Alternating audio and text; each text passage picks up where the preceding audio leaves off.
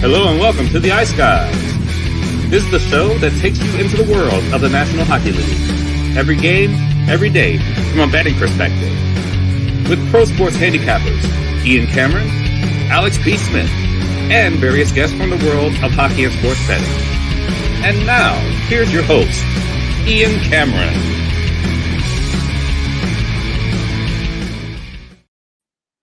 Welcome to the Ice Guys, Saturday, October 12th. Exciting day. It's our first Saturday show of the new NHL season. Ian Cameron, Alex B. Smith, and Calder Brooks, who will be with us most Saturdays moving forward on the show. And we're here to break down the Saturday NHL card, the first Saturday card of the season. It's a big one, as it often will be, of course, on Saturdays.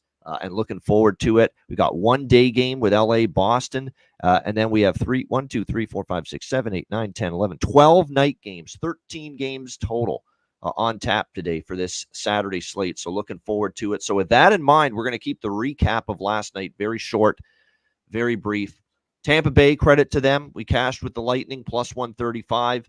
A low-scoring battle. I also took a shot with the over by Fecta. That fell. But the Tampa Bay Lightning get the job done over the Carolina Hurricanes 4-1. And thanks to our guy, and I said this on Twitter X, Calder Brooks here, who got us off the schneid with the bargain bin special of the night. We were looking for that first win of the season with the bargain bin special.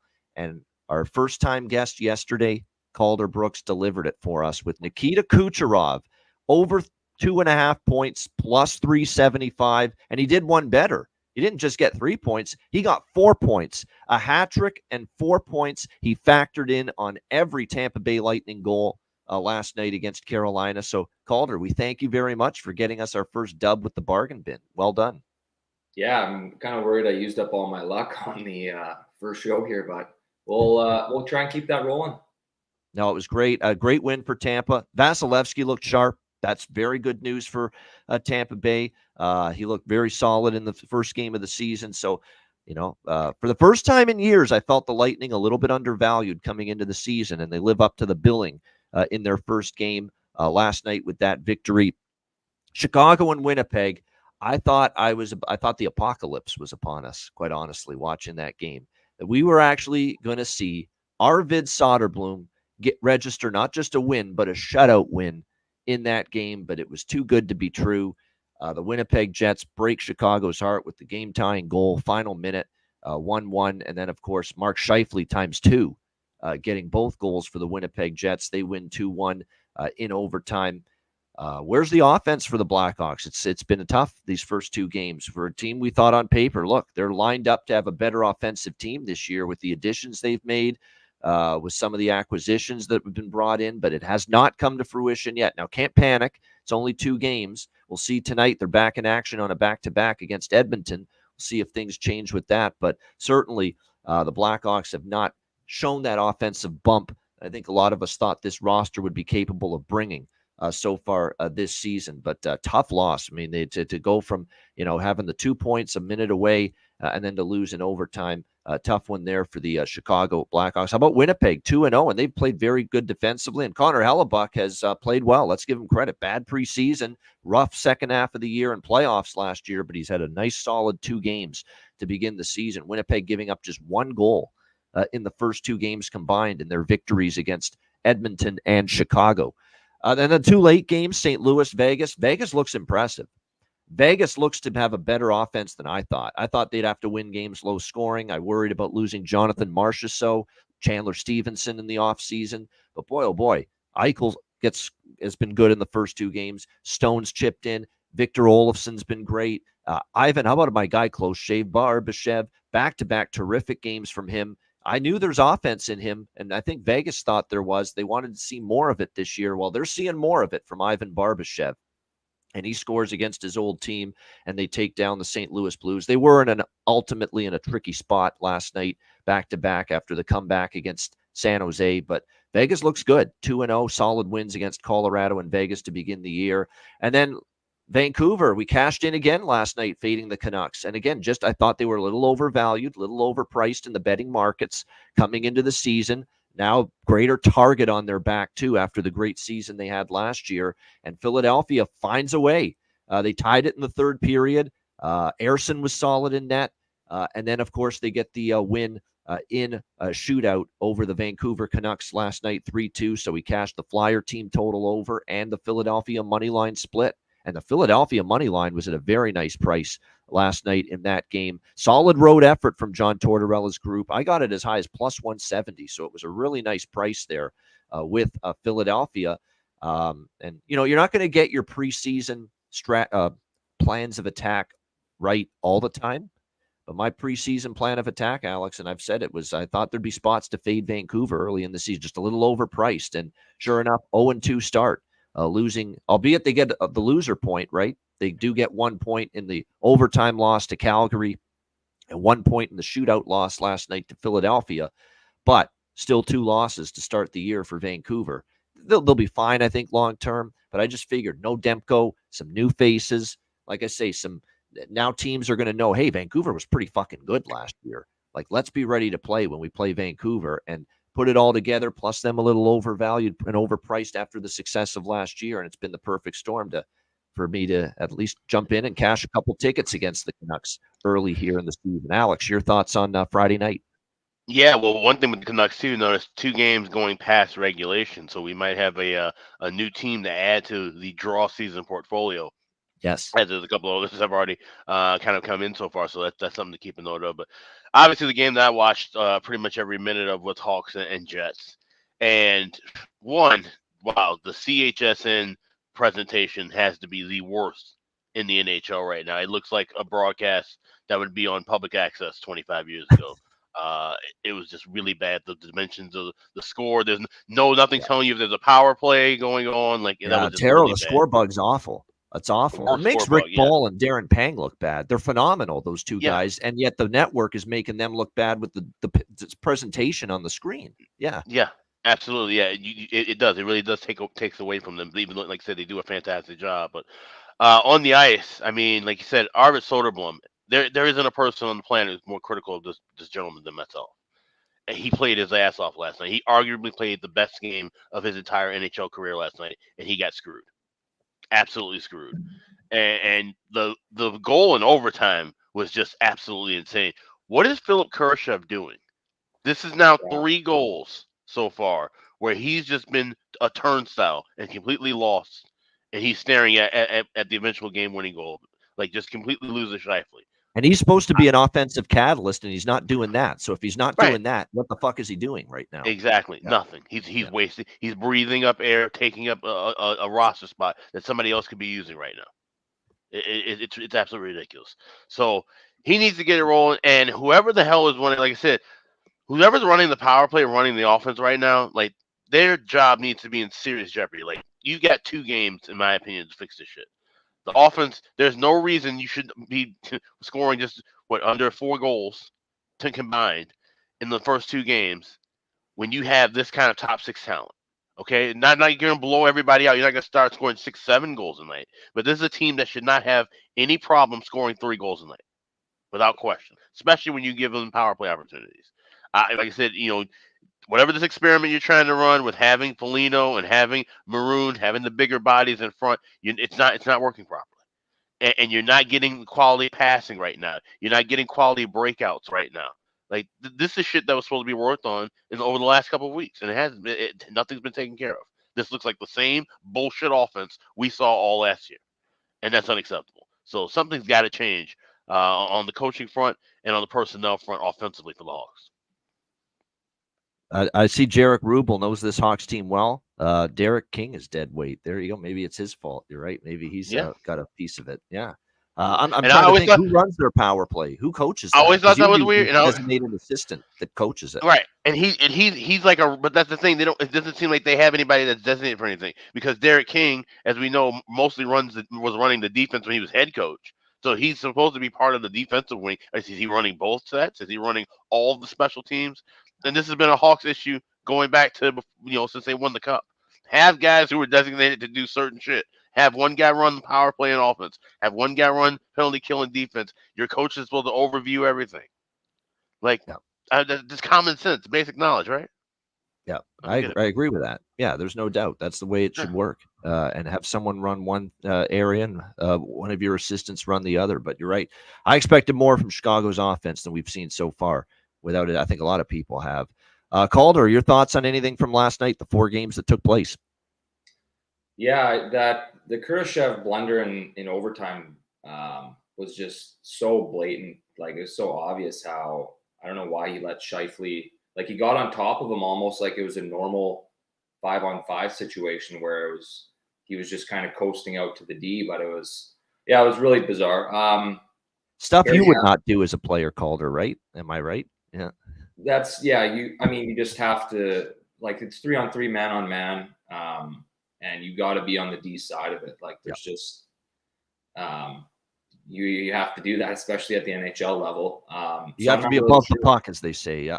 Yeah. And it's not like it was a crazy, like, it was just kind of it was almost like a basketball. Scheifele even said it, like a pick and roll. And it was just a, drop. You do that all the time. And it's not, he just needs to keep Scheifele in front of him and stay between him and the net. And obviously was just kind of out there hoping for a little break or something to go so he can go on a breakaway. But cheating for offense. See that before. Yeah. I thought that Eichel line is going to be really good in Vegas with Stone and Barbashev. They're hot right now. I love that line. I think Stone's pretty underrated. He's got like that backhand pass he made was, he just does. He's a really good passer, great vision. He doesn't look great playing the game. Like, he's not a super great skater. But yeah, I think I did a little 4-team, classic parlay for me, and the Canucks blew it. And 2 overtime losses for them. So I think they're going to turn it around. I think they're finding their way. But we'll see. I think if the Blackhawks can sort of figure it out in terms of, just being able to get their guys going a little bit more, they'll be okay. But I mean, if they're scoring 1 goal a game, 2 goals a game, they're not winning anything. No, they're not. They're not.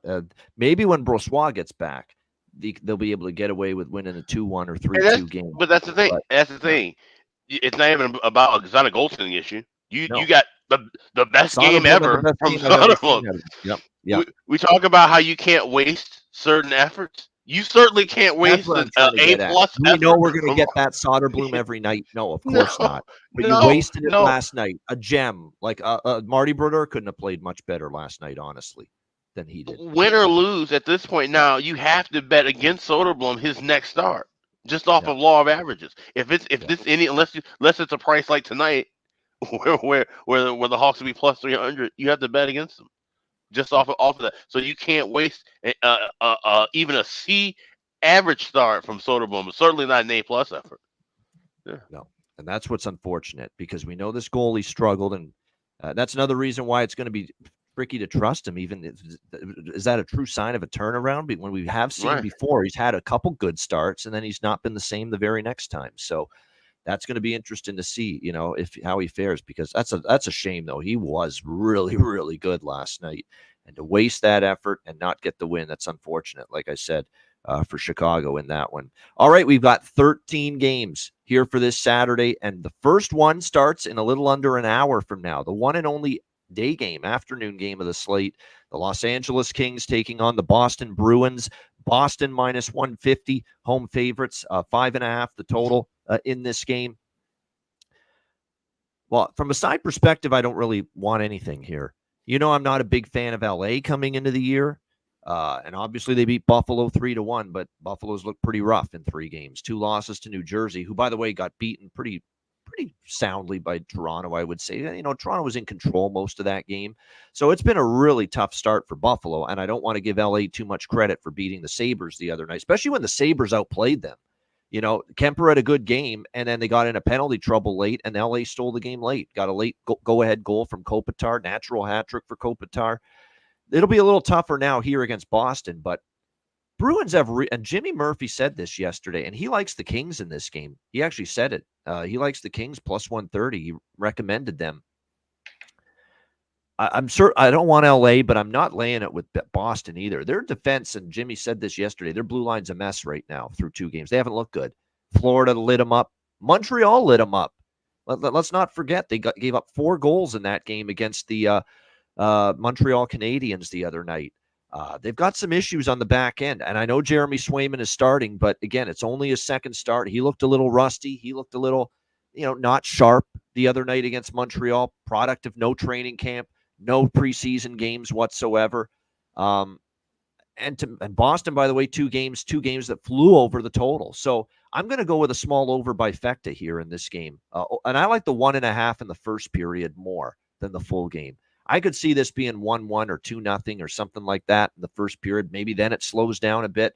But I'm going to go over by Fecta, over 5, and especially with this total only being 5.5. Take advantage now, because until Boston sorts things out defensively, and until Jeremy Swayman, gets more games under his belt and shows the propensity to be better and sharper in net and better than he was against Montreal, I'd have no problem taking first period or full game over split here in this game. I also like the draw in this game. I think the draw's got a real shot. It's plus 370 at FanDuel. Even though I don't like either side, I'm not laying it with Boston. I'm not taking LA either. I like the draw here, plus 370. This has been a very draw-heavy series at times between these 2 teams as well, the Kings and the Bruins. So I definitely think the draw is live here with the plus 370. I could see this one being, something along the lines of 2-2 or 3-3 going into overtime. So the draw is definitely, I think, worth a shot here with the Kings and the Bruins. As draw season, we try to keep it rolling. We had a couple good draw wins the other night, not last night, but on Thursday. We had Utah and the Islanders draw. And I'm blanking on the other one, but there was another one too that got to overtime. But definitely this one, I think Kings Bruins, we got a shot to see some overtime here. Alex, what do you think? LA Boston. Yeah, right there with you on that draw. And like I said, I played, grabbed it a little bit last night and grabbed some of that 370 as well at FanDuel this morning. Like I said, I could just see this kind of being a slower paced game. Like I said, knowing, and Jimmy talked the other day about with LA how they've been out east now. This is 11 days because they stayed out there in Quebec City. So we're now starting to kind of manage and look at this trip a little differently because they've already been gone for so long. This being a day game, they're acclimated to the time clock. Shouldn't be an issue as far as body clock goes at that point. But just I can see where it could just still be just a slower pace, kind of affair, afternoon games. LA doesn't play that many afternoon games. Boston's used to this. Boston will probably have about 15 or 16 day games in their schedule. That's just kind of common hat. So I think they get a bit more acclimated. So maybe we see a push from Boston early, but then I think LA can kind of weather the storm, maybe push back. But I definitely see this game going past 60 minutes. Yeah, I think so. I think we have a chance to see that for sure. Calder, what do you like here, if anything, with the Kings and the Bruins? Yeah, I wouldn't really touch much on this game. I think there's just, I don't really know. If anything, I don't mind the Kings plus 130 money line just because I think like it's the NHL. I think the Kings are still a decent team, and I don't think Boston's looking too great right now either. So, but yeah, I don't love anything really in particular about this game. Oh, nothing wrong with that. It's a big card. That's the great thing. There's betting lines for every game that have to get posted by the odds makers, but we don't have to have strong opinions, and we don't have to bet every game. That's the beauty of us getting to do what we do when it comes to this. And this is not a game I'm involved with player props too much, not other than Laferriere for the Kings, because I still think as long as he stays up there on the top, I'd say at Laferriere for the Kings, Zacha for the Bruins. If I'm going to pick one player from each team, that I'd be interested in as far as a goal prop here in this one. Okay, the rest of the games are all night games for this Saturday slate. Florida and Buffalo. Florida minus 135 road favorites. 6 the total in this game. There is some good news for Alexander Barkov in that he's avoided the worst as far as the injury that he suffered against Ottawa the other night. It's not going to be anything extremely long-term for Alexander Barkov. It's a no fracture. He'll be out for apparently week to week, but it's not going to be months, and it's not going to be for the full season. It's week to week is the official status of the captain of the Florida Panthers, Alexander Barkov, moving forward. So that's I guess definitely a good news, and you avoided the worst for that. But he will miss tonight's game, and he will miss some time for the Florida Panthers, who are trying to bounce back off a loss against Ottawa. Devin Levi confirmed in net for the Buffalo Sabres. Ukko-Pekka Luukkonen, he played well enough to win. You can't win if you can't score. Chicago knows that all too well now. So does Buffalo. I mean, you can't win if you can't score. I mean, they had chances against Buffalo, and Lindy Ruff said it after the game. We got to finish. We played a good game. We outplayed them. We didn't give the LA Kings too much. But if you don't convert on your chances, you're not going to give yourself the best chance to win. It's really that simple, and we're seeing that. Buffalo's having some of the same issues they had last year. The offense is supposed to be great, but it's not converting. It's not producing at the level that really it needs to be. So that's the issue. And now you got Florida here, albeit without Barkov. First game without the captain. You can see them rally the troops. We always say that. First game without a key player. Sometimes the team rolls along. So it's definitely one of those situations. I've seen. Is it not Devin Levi? I see that. No, it is Devin Levi. Yep. It's Devin Levi, Aaron. On the RotoWire, I'm seeing it. Yep. It's Devin Levi. He's in net here in this one. Either way, I think when you look at this game, I bet Buffalo against LA, more so a fade of LA. Buffalo was, I thought, the better team still in that game. They just didn't score, and LA capitalized on penalty trouble at the end for the Sabres. And the Sabres are finding ways to lose games.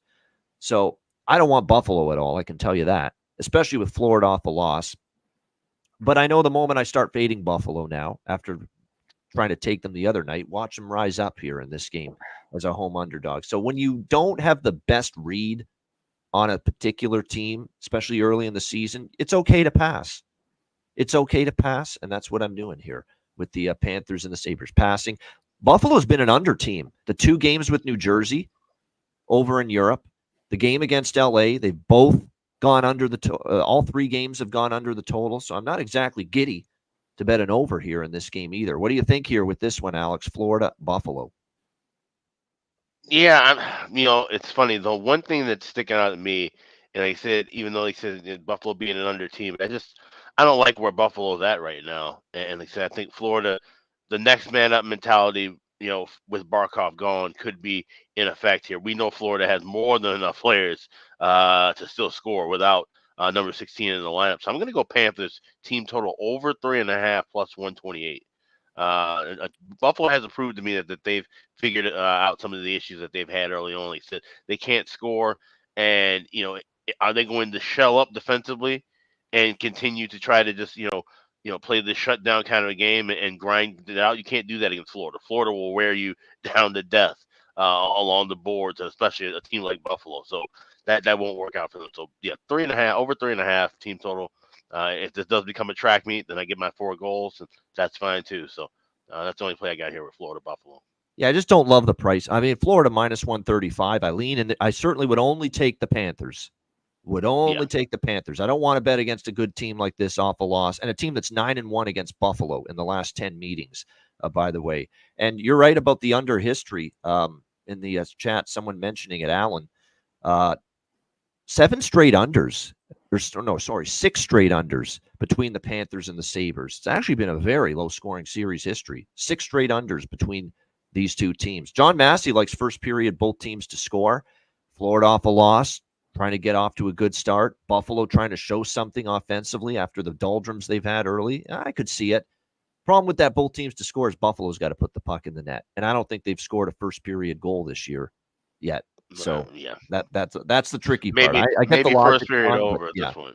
Yeah. First period over is only $1.16 at FanDuel. You're better off just laying that if you think you're going to at least get 2 goals here somewhere. Yeah, exactly. So interesting game though to see how it goes. All right, what do you think here, Calder? Anything you like? Panthers and Sabres. Yeah, my best bet's coming from this game, so I'll save that for later on in the show. But I like a particular guy in the Panthers to score. I wouldn't touch Buffalo. I don't have any faith in them. So if I was going to do anything, I would take Florida, and I would almost take them on the puck line at plus 185 because I don't think. I don't know. We'll see how Devin Levi fares. I think he actually is They have lost every game. All 3 Buffalo losses have been by 2 goals or more. It's worth noting. And I actually think Levi's, a competent goalie who can, if he starts to get some traction, can maybe, find his way. But like, I just think Bobrovsky's in net for Florida. I think I could be wrong on that, but that's what I have here. And so if I was doing anything, I would take Florida puck line. All right, I understand it. All right, next up, we've got New Jersey and by the way, not a lot with props for me in that game, particularly with Florida and Buffalo. Next up, we've got New Jersey and Washington. Devils -140, road favorites, 6 the total. This is very interesting what we've got here when you think about the fact New Jersey, this is now going to be their 4th game. They had the 2 games overseas against the Buffalo Sabres. They had the game against Toronto the other night, which they lost 4-2. This is going to be their 4th game of the season. For the Washington Capitals, this is their season opener. This is their very first game of the season. So you've got a team that's played, 3 games already, and Washington just playing their first right now. So that's something to be. I could see maybe New Jersey being off the jump, being good here to the point where I actually like New Jersey first period puck line in this game. I think it makes a lot of sense. You got them off a 4-2 loss to the Leafs. They probably weren't thrilled about the way that game played out for them. They're going to want to put out a better effort, better foot forward here in this game against the Washington Capitals, coming off that 4-2 loss. Washington just playing for the first time this year. I lean New Jersey in the game at -140, but I think we have a stronger edge here with the first period. Washington hitting the ice in a regular season meaningful game with their full roster for the very first time this season. They might be a step behind Jersey, who have, like I said, already had the 3 games under their belt. I think this makes a lot of sense situationally here in this game to take New Jersey here first period puck line. And I think they win the game too, but I just feel a little bit better, and I like the value a little bit more on the first period here with the New Jersey Devils. What I've done here with the first period is I've got half of the bet on the -130 money line, half of the bet on the -0.5 puck line first period, which you can get as high as +170. So a pretty good price with that first period puck line here on the New Jersey Devils. I think it's a solid situational look here. And Washington, credit to Spencer Carberry, got everything he could out of that group last year, obviously got him into the playoffs. There's questions about whether they're going to be able to get back there this year, obviously. We're going to have to see what their goaltending can do with the combination of Lindgren and Logan Thompson this year. Ovechkin a year older. Is Andrew Mangiapane going to be the answer? Is Pierre-Luc Dubois actually going to show up to play hockey this season for the Washington Capitals? That's going to be something to watch for. So still a lot of question marks here with the Capitals. And their back end to me is a little bit, it's not the greatest blue line. There's some question marks back there as well. So like I said, New Jersey off the loss. They played a few games already. Washington is not. I lean Devils full game. I might even sprinkle on the full game, but I definitely like the first period angle better with New Jersey first period money line, first period puck line split here in this game. Alex, what do you think here? Devils Capitals. I like those spots as well, but can I interest you in New Jersey Devils first period correct score 2-1 at +1200 and 2-0 at +10-1? There you go. Maybe add those in as well. Yep. Yeah, I think I'm gonna add those 2 in along with that puck line look and the money line look on New Jersey in the first period. Like I said, that makes a lot of sense here, and I definitely think that could be that's a good spot. So I'm gonna tell you on that one. Go, good stuff. So lean, like I said, like the Devils, probably win the game, but I feel even better about first period looks for New Jersey. El Diablo here in this game on Saturday night. Calder, what do you like here? New Jersey, Washington. Yeah, I love the Devils, especially. I think it's a huge point of emphasis on it's their 4th game already, and it's the season opener for Washington, and I don't really have a clue what to expect of Washington. Like, I think that if Dubois and a couple guys, some new additions, they sort of change things up there. So I'm excited to kind of see how they're going to be. I don't really have, a ton of faith in them. I love the Devils, and they're kind of already sort of in the swing of things. They got a little bit of, they got 3 games under their belt, and Washington's coming out fresh. So I would hammer the Devils on this. I wouldn't really look too much further than that, especially, out of the gates. I like your guys, how you kind of look at the first period overs or goal totals for teams. I think that would be a really good play in this case, just with, Washington being a little rusty, presumably. Do you find as a player, it's a good person to ask you about this, there'd be an edge for you as a player having played 3-4 meaningful regular season games, as opposed to if you're on the other side here with Washington not having played one to this point? Yeah, absolutely. I think without a doubt, it makes a big difference. Like you're able to sort of get into that. Like playing preseason games is good, but it's just not the same intensity. You're not typically, maybe you don't have your regular lineup and different guys in certain positions, where it's like regular season, it's the real deal. It's go time. Games go to another level. It's more intense. And so having 3 games and just sort of getting, even your body used to it and your routine and getting your wind a little bit back and sort of getting just into the swing of things. I think it's a very big factor and something that you should for sure take into consideration for this game. Yeah, right from someone that's played. There you go. I agree. That's kind of what I thought, and it could be an advantage here for this New Jersey Devils team. As far as props go, Mercer's had chances. I think he's close to scoring. There's probably some value with him. Stefan Nason's always worth a shot, in my opinion. I know the big guns are Bratt, Hughes, Meyer, Heeshear. We get it, but I think there's some value with those players. For Washington, I think Mangiapane starting the year with Strome and Ovechkin. There's some value there. Maybe Connor McMichael as well on the second line if you're going to look at anyone on the Capitals. We'll have to see with this blue line. Like I said, Rasmus Sandin was kind of inconsistent last year. Matt Roy, didn't have the best year last year with the Kings. Jacob Chikrin's got to bounce back, and he's playing top pair with John Carlson. So he's going to have to step up his game if he's going to get that kind of responsibility this year. All right, Utah Hockey Club. How about the start for them? 2-0, including a comeback win against the New York Islanders in their first road game the other night. They take on the New York Rangers. Certainly this Utah over point total better, and to make the playoffs is happy with this 2-0 start for the Utah team. We've got the New York Rangers minus 200 home favorites, 6 the total.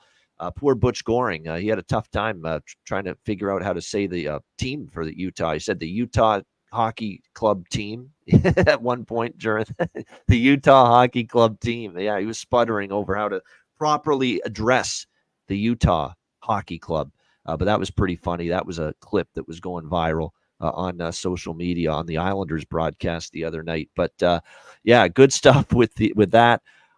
Look, I'm very tempted by Utah in this spot. I really am. And I love the Rangers, but you're getting plus 170 with this team that's very entertaining. We know they can score goals. They found ways to win. Connor Ingram has been solid. Gave up a few more against the Islanders, but the bottom line is made the stops when he had to. He is back in net. But at the same time, this Igor, and assuming it's Igor Shesterkin in net, it hasn't been confirmed yet, but we're assuming it's him. There is no back-to-back for the New York Rangers. They don't play tomorrow, so you got to assume it's going to be Shesterkin, especially with this, being the home opener as well at Madison Square Garden. He is looking for as big a contract as any goalie has gotten in recent memory in the NHL. And in that Pittsburgh game, he played like a goalie that's looking for a deal like that. He was terrific, obviously notched the shutout. And that's a Pittsburgh team that, even though we got some questions about them, they did bounce back the next night and put up a 6 spot in a victory against the Detroit Red Wings. The same Pittsburgh team that got goose-egged by Igor Shesterkin, who I think is playing with a serious point to prove right now that I want to be the highest paid goaltender in this league in a very long time. And he is certainly driving up the dollar amount that the Rangers may have to pay the piper and give him if he keeps playing like this. So he looks like just situationally, it feels like you're going to get the best of Igor Shesterkin, with this contract impasse still ongoing between him and the New York Rangers. The rest of the Rangers were very impressive, albeit, Penguins we don't think fondly of, but it was a dominant performance Kreider was terrific. Lafreniere, I think he's going to have a great season. He had a terrific goal in that game. You got Hedel and Cooley and some of their bottom six forwards stepping up. Their blue line collectively played solid. So that was good to see.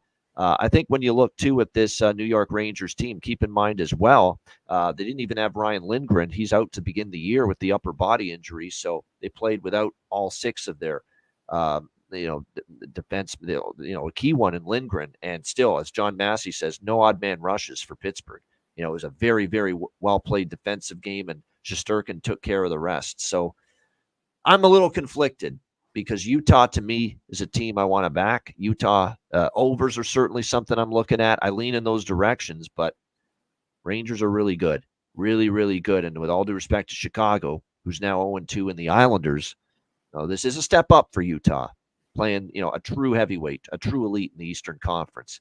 One thing I'm on the fence about whether I go to the well with Utah. I'm not on the fence about going to the well with Dylan Guenther to score a goal right now. He is absolutely tremendous, and if anyone's going to get on the board for them tonight, it'll be him. He's been absolutely spectacular to begin the year.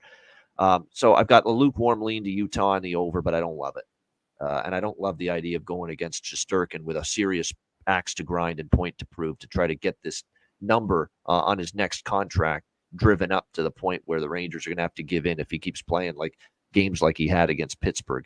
Very interesting dynamic that is, the Shesterkin dynamic. What do you think here, Alex? Utah, New York Rangers. Yeah, that's going to be, like you said, a very interesting thing now moving forward. Like I said, if he plays like he's worth $11 million, then yeah, they're going to have to pay them that $11 million. So we'll keep an eye on that. But like I said, Utah has been very impressive so far.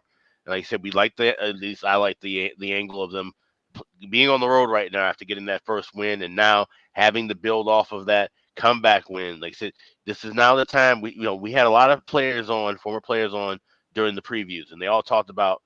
We mentioned the long road trips. They said, getting that camaraderie, building that team unity, and be able to do that early. That's a good sign for Utah. Of course, not a lot of these guys have already been together when they were part of the Coyotes, but still, just to, galvanize themselves more as Utah Hockey Club and get these wins on the road and play these top tier teams early. It's a good sign. It's a good thing. So I'm not going to play the money line.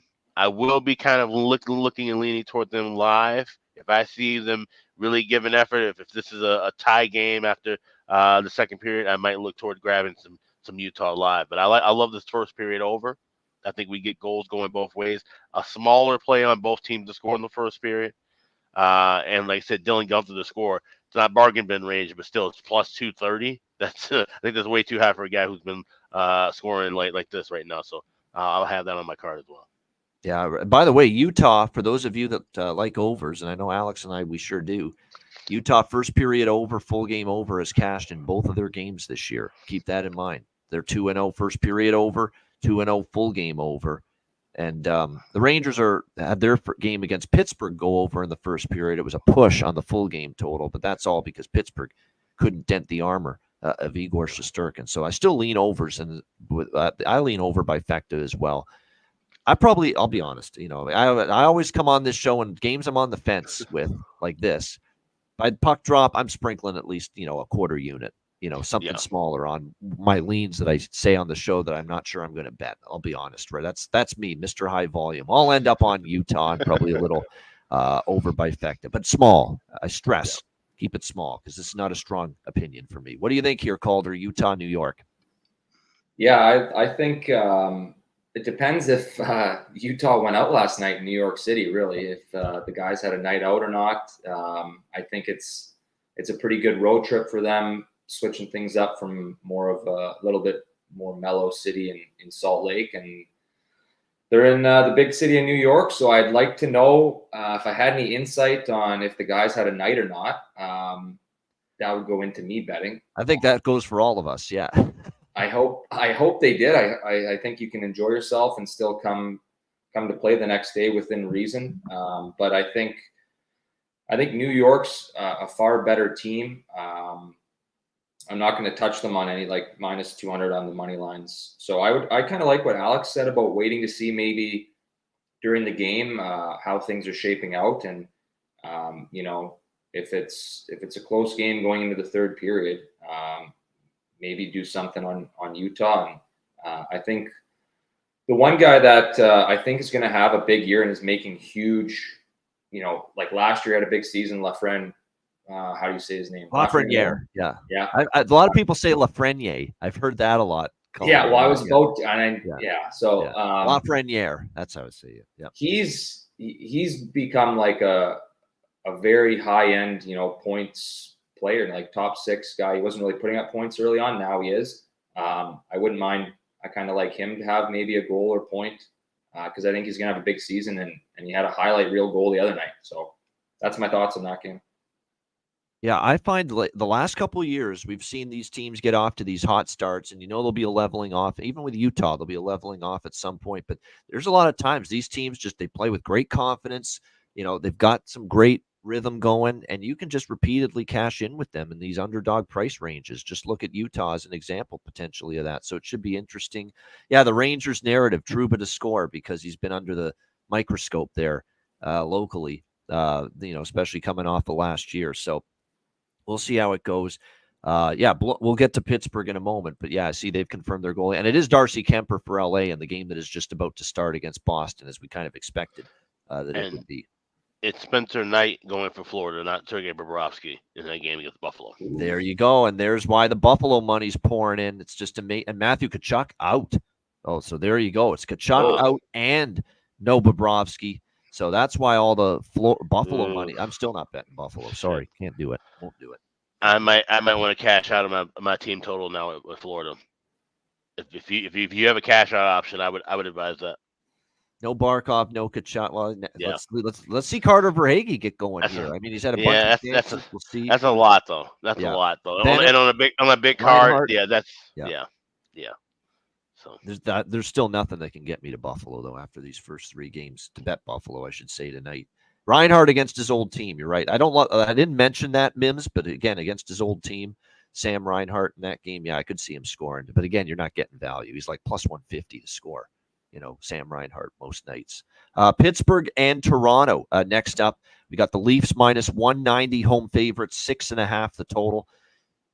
Pittsburgh's a dead nuts over team in my opinion. Toronto not so much. So I'm very, very torn on this total. I think, like I've said all throughout the first week here, and in the preview show with Toronto. Toronto's going to be more of an under team. We're already seeing it. Like the way they defended and held the lead against New Jersey in the third period. That's what Craig Berube demands and he wants. He wants accountability in all 3 zones. He wants forwards helping the D, back checking, playing solid team defense, and they are 2-0 to the under, and it's not by accident. I think the Leafs, they're not going to score as many goals because they're going to be more committed as a team at the other end of the ice this year. And plus, they've got solid enough goaltending from anybody, whether it's Anthony Stolarz, whether it's a currently injured Joseph Woll, but when they get him back, and even Dennis Hildeby had a solid outing in his NHL debut, winning it the other night against New Jersey. So definitely it's been a solid defensive effort, and they didn't lose to Montreal because of the defense. They only gave up 1 goal, and they had only gave up 20-some shots, and they had 48, 49 themselves, and just got goalied there by Samuel Montembeault. So it's a tricky one. Pittsburgh, to me, is still a mess defensively. Like, they give up 6 to the Rangers. They give up 3 to Detroit. Blomqvist played well. He's back in net tonight. I get it. Blomqvist certainly played better than Tristan Jarry did. And so I don't mind Mike Sullivan giving him that chance. Once again in net, Yoel Blomqvist here for the Pittsburgh Penguins. Of course, he is the backup currently for Pittsburgh because Alex Nedeljkovic is still injured and on IR for them. So we'll see if Blomqvist can play well as he did against Detroit in the win the other night over the Red Wings. We'll see. But Toronto home opener here, team that they're better than, should win this game. I'm never really excited to bet Toronto, even with the puck line or the first period puck line or anything when they're in this kind of price range, minus 190. I think New Jersey was the spot and the price to take Toronto, off the disappointing loss to Montreal, catching New Jersey a little bit off the Europe trip, and the fact, you only beat Buffalo. It's not like you beat a juggernaut New Jersey. That was a great spot to take Toronto. This one, they should get the job done. I agree. I mean, and I certainly want no part of the Penguins here, but Minus 190, I'm not so sure. Here's what I would do. Maybe Toronto team total. Maybe. Because while I think their defense has been a focus, and they're not maybe going to score as many goals as they did last year, 2 years ago as a team, I still think over 3.5 minus 120 is pretty reasonable for Leafs team total over in this game tonight. Their home opener. And what we say about the Toronto home games, Alex, is on a Monday night at home against Chicago, or previously Arizona or Anaheim or San Jose, you don't want to be betting Toronto because they lose those games a lot of times far too often. But a Saturday night at home, Sidney Crosby and the Penguins coming to town, hockey night in Canada, and your first home game of the season, I think you get Toronto showing up tonight. So if I were to bet anything here, it would be team total over 3.5 for the Leafs in this one. What do you and maybe first period over that I prefer a little bit more than the full game over, because look, we did see the Toronto New Jersey game go over in the first period, and then it really slowed down right after that. This could be a game where Toronto, bing, bang, boom, starts strong, gets the lead, sits on it, kind of like what they did the other night when they beat the New Jersey Devils. And that's what they're going to start doing now with a lead. None of this run and gun shit when you have a lead anymore, which got them in trouble all these years. Now it's sit on the lead, defense first, make life easy on your goalie when you have a lead. Live unders when Toronto has a lead, that's probably going to be a nice live betting proposition this year. What do you think here, Alex? Pittsburgh, Toronto. Great match. I already did bet that team total over 3.5. I got minus 122 at FanDuel. It's moving a little bit. I'm seeing 124, 126 at a couple of shops. And I like the first period over, but I'm going to wait. I'm seeing $1.50 to $1.60. That's out of price range. So we'll be looking for first period over live, somewhere in the minus $1.20 range or better. Will be a strike point on that, but definitely love that team total over. And I talked about it after Toronto's first game, getting shut out, and I said there's going to be a spot where that offense erupts. And I said it may not be necessarily the New Jersey game. I said, but Pittsburgh, how bad their defense looks, this could be the game where they really open up offensively. So we're hoping for that. And just like I said, no reason to lay a price even with regulation or anything like that. Just need them to get 4 goals here. And this could be a night where we do see them erupt and at least get to 4. And look, they got to 4 against New Jersey in the win on Thursday night against the Devils. And keep in mind, other than Tavares did score, but other than that, the goal scorers were Bobby McMahon, Max Pacioretty getting his first goal as a Leaf, and Steven Lorentz, who made the team on a PTO. They scored 4 goals against New Jersey with nothing from Matthews, nothing from Marner, nothing from Nylander. What's going to happen when they get those guys going? So, and maybe tonight's going to be the night we see the big guns, Matthews, Marner, Nylander, even Matthew Nyes, because he's playing on the top line with Matthews and Marner. Maybe this is the night they get going for the Toronto Maple Leafs. And there are a lot of props I like in this game. I'll get to those in a moment. Calder, what do you think here? Penguins, Leafs. Yeah, I think it's time for Matthews to come out and score 1, if not 2 goals. I kind of like him even to have the first goal of the game at plus 375. I think it's a little bit of an out there of a bet, but he hasn't, really, he hasn't had a hot start to the year. And I think it's Saturday night, hockey night in Canada and Toronto. I think he comes out firing against Sid. I like Bunting too. I saw someone in the comments say Bunting against his former team. I think that's kind of interesting. I think he already has scored against Toronto since he's been with Pittsburgh. So I agree. I think that's worth a look. Drew O'Connor, man. Drew O'Connor. Keep riding him. Playing with Crosby. He's worth a look again. Yep. Yeah, exactly. I was even going to say Bunting over 2.5 shots at plus 125. I didn't mind that for a prop just because I think, I think guys are going to be fired up to play. It's a Saturday night in Toronto, 2 big-time teams, a lot of big names in it. I think, the Toronto big guys, it's time for them to get going, and I think they could put up 5 or 6 without a doubt tonight. What did you say that price was, Calder, on the Austin Matthews to score the first goal? What did you have on that? I had it at plus 375, I believe. Yeah. That's it? Goal scorers first, Austin Matthews, plus 375. Wow.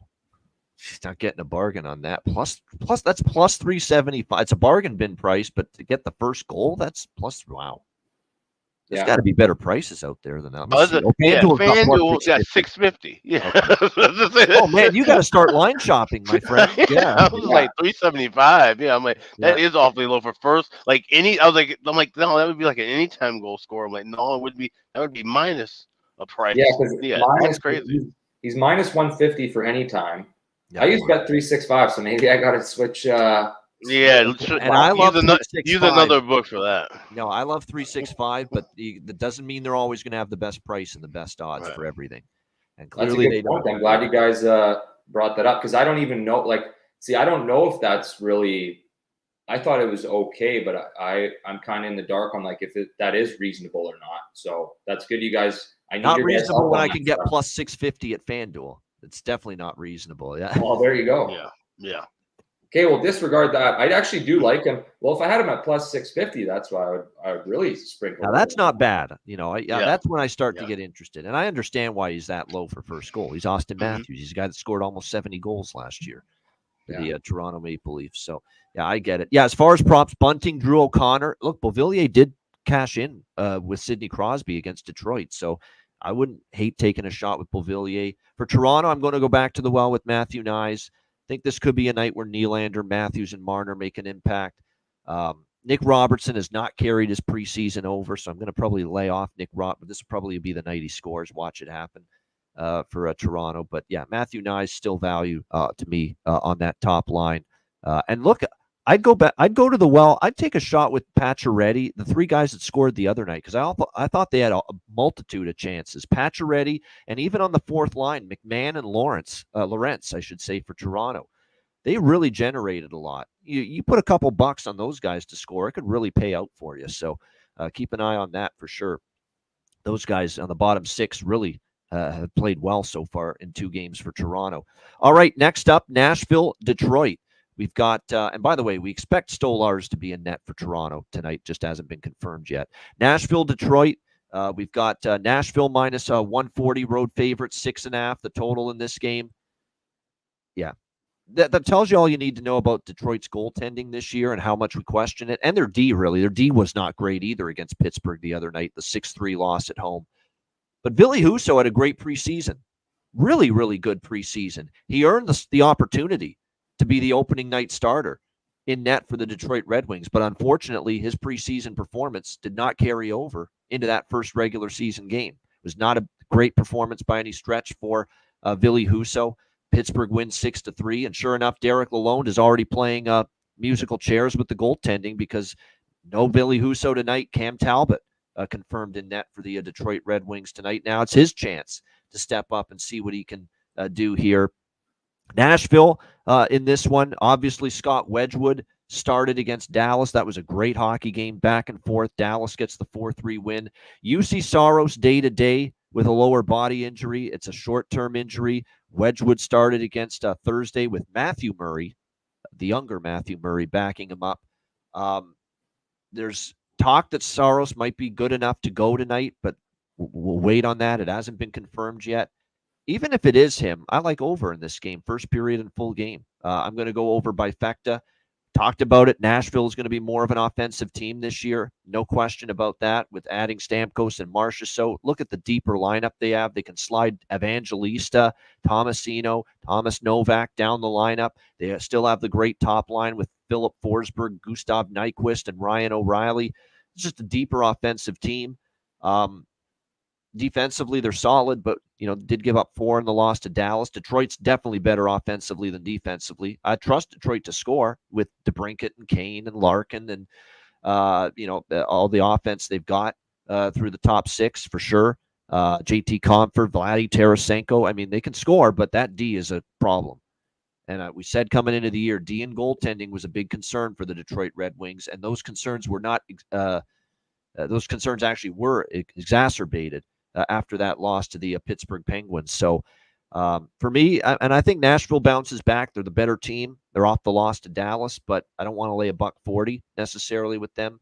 Maybe Nashville team total would be the preferred route for me in this game rather than minus 140. Because like we said with Toronto, you can avoid laying these prices like Toronto minus 190. Instead, you can take over 3.5 minus 120. Instead of laying minus 140, on the road with Nashville. You can take over 3.5 their team total at a plus price. It's good bankroll management, long term. You don't have to lay as many prices. So I would lean more to the Nashville team total over, but definitely like over by Fecta here, over 1.5, over 6.5 with the Predators and the Red Wings. Alex, Nashville, Detroit. In a big car like this, there's some games I'm just going to completely pass, and this is one of them. I got no read on it, like I said, especially with the goaltending carousel going on in Detroit. You got issues with Nashville as well. This is one, more than likely, if I'm watching it, might jump in on something live. Yeah, and even a great goalie as Saros, even if he does play, and we don't know that yet, I still am comfortable with overs because he didn't play a ton in the preseason. He is coming off a lower body injury. Who knows if he's going to be great? If it's going to be the best version of UC Saros tonight. I think there's a chance it may not be. Might be more of a struggle for him. So that's something to keep in mind. It has been more unders than overs lately, but I do want to point out the game in Detroit last year, and that's obviously where this game is. It was a 5-4 game. So, yeah, I do like overs here. Calder, what do you think here? Preds, Red Wings. The only thing I have for this is for Nashville to score 4 goals at plus 100. I kind of like that. You touched on it a lot in terms of if you don't like, the line on them actually winning, the money line or whatever it may be. I think they can score, and I think Detroit's has a useless goaltending situation right now. So I wouldn't really touch anything else other than I think they could Nashville score 4 goals at plus 100 is what I have here. Maybe that's a terrible odds for that too, but I like them to score that amount of goals is what I'm saying. Ottawa, Montreal next up. Ottawa minus 160, road favorites, 6 the total here in this game. They're a plucky, feisty little group, this Montreal, and I figured they might be this year, and you got to be impressed. They get the win against Toronto, even the loss against Boston. We knew they'd be up against it. Boston's angry after the loss to Florida, home opener. Caden Primo in net. It was ripe for Boston to unload offensively, and they did. And even in the 6-4 loss the other night, this Montreal team has been very, very feisty. And I'm not comfortable laying minus 160 on the road with Ottawa. That being said, I was very impressed with Ottawa. It's just one game. They haven't totally converted me into a believer just yet. But that was a good first step against Florida the other night. The defending champs, great defensive effort. Linus Ullmark looked the part of a huge upgrade in net for the Ottawa Senators this season in his very first start. We expect Linus Ullmark to be in net here, but not confirmed. And we expect Samuel Montembeault to be in net for Montreal, but again, not confirmed. And we know Montembeault, an absolute masterpiece of a performance against Toronto, almost 50 saves in a 1-0 shutout win over Toronto on Wednesday night. So this could be an under, with the 2 goalies, obviously very capable and the way they played so far. And Montreal's game with Montembeault in net was a 1-0 affair. Ottawa, Florida stayed under the total the other night. So could this be an under with the Sens and the Habs? I'm thinking it could be. I'll tell you what, though, Montreal, don't give them power plays. That's going to be critical to beating them because I think their puck movement with the man advantage has been very impressive. Ottawa's owned this series 9-0, 9 straight wins, 9-1 in the last 10 meetings against Montreal. And it has been heavy to the over. 4 of the last 5 meetings have gone over, but I'm pumping the brakes on betting it over here. I do respect what I've seen from both teams defensively, but especially the goaltending from both teams, assuming we get the matchup we think with Ullmark versus Montembeault here. Alex, what do you think? Sens, Habs? Yeah, it's confirmed. Both those goalies will be in net. And I bet this morning. I like Montreal. I actually got plus 135. So if you get plus 140, it's a better price. Like I said, I think this is one of those kind of turning of the tide moments for this franchise. Like I said, we've seen this happen over the years. Where there's a team been dominated in a series. They've been a bad team for a while, but now we're seeing them kind of, turning that leaf, so to speak. I think that's where we're going to get from Montreal here against Ottawa. I think we get a good performance tonight. Like you said, their power play is absolutely lethal. And I think that's going to continue to grow and blossom as time moves on. So I think this is a good time to buy low on the Habs. Plus 140. It's one of the top plays on my card. I like Doc. I actually like a lot of those. How can you not bet Caulfield right now? I mean, he's just absolutely on fire. Now, again, we're not talking about great prices anymore with him to score, but, even at plus, if you got a great chance for someone to score, even betting plus 140, plus 150 on someone like a Cole Caulfield's smoking right now to begin the year. Pinto is terrific value. Pinto scored in the opener for Ottawa. I think he wants to really make amends for his, and we love that he's into betting, but at the same time, you can't be doing what he was doing. So that's what he got in trouble for. But nevertheless, Parlay Pinto, as we call him, I think has a chip on his shoulder to, say, hey, I screwed up, but I want to just prove myself. And how do I do that? Have a great season. And he scores in the very first game. I think there's great value on Shane Pinto for goals. There's no question. And I liked his goal. It's probably my favorite goal prop on the Ottawa side tonight, honestly, is Shane Pinto for them. Caulfield, Slafkovsky stand out for Montreal, worth a look as far as the goal props for them. Doc might be worth a look as well. Hell, even Brendan Gallagher, who turned back the clock and got 2 goals in the game against Boston. The way he plays that rugged style, crash the net, you may have to score some of those goals against a good goaltender like Allmark tonight. So might be worth a shot there as far as that goes. Like I said, Ottawa deserves to be favored. Probably still got to think they're a little bit better than Montreal, but I don't know. That's 2 games, Alex, with Montreal. I get why you're on Montreal. That's 2 games I've been impressed with their work ethic. I've been impressed that even when the goaltending was simply not good enough from Caden Primo the other night, and Boston capitalized. But they kept battling. They kept on battling back and tried to make that interesting, late in the third period. They didn't quit in that game. That's what I like to see. Marty St. Louis has them playing a full 60 right now, playing hard on a nightly basis. And early in the season, that matters. And early in the season, that's enough to say, yeah, I do not want to lay minus 160 against them. What do you think here, Calder? Sens, Habs. Yeah, I have 2 things. I like Montreal at home Saturday night against Ottawa. I think I'm going to take them every time. It's a pretty good price. I have it at plus 130 for me. I like that. I like Montreal at home against the Sens on a Saturday night. And I think another, like a player is, I don't know if Lane Hutson's getting how many power play reps he's getting or what the situation is there exactly. But if he is, he needs more power play time. And Jimmy Murphy referenced it yesterday. Mike Matheson's playing too much on the power play, taking his time away from Lane Hudson. That's got to stop. Lane Hudson's your better power play guy. I agree fully with that. Come on, Marty, you're a good coach. You know better than that. Yeah. So I mean, if he is getting the reps, I have him over, a half point at plus 500 here. So I don't know. I thought that was kind of interesting because I think he should be running their power play, and hopefully when he does, I think he's gonna hit a lot of those. I got Montreal. Would be the one main thing. I like them at home over the Sens. All right. Next up, we've got New York Islanders, Dallas Stars. Dallas minus 170, home favorite, 6 the total. I remember early in the season last year, these were some of the spots Dallas would be caught napping a little bit. Can they avoid that here against the New York Islanders? That's going to be the interesting question. Big game against Nashville. Great win to start the year.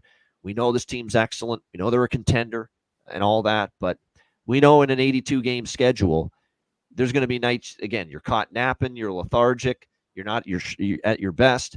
And this kind of feels like an opponent where, are we going to get Dallas's best after the big win against Nashville? It is their home opener. So maybe for that reason, they'll be focused. They'll be the right mindset going into this one. Of course, the Islanders have a game under their belt as well. The 5-4 loss to Utah, very entertaining game the other night. I did say they'd be an improved offensive team, and they did score 4 goals. So the offense didn't let them down. Unfortunately, they couldn't stop Utah. And Varlamov gives up 5 in the loss to the Utah Hockey Club there in that game. Great debut for Anthony Duclair, the Duke. 1 goal, 1 assist, 2 points. We got to give him credit. This is a great regular season last year, finally, from him between San Jose and Dallas, or San Jose and Tampa, I should say, those 2 teams.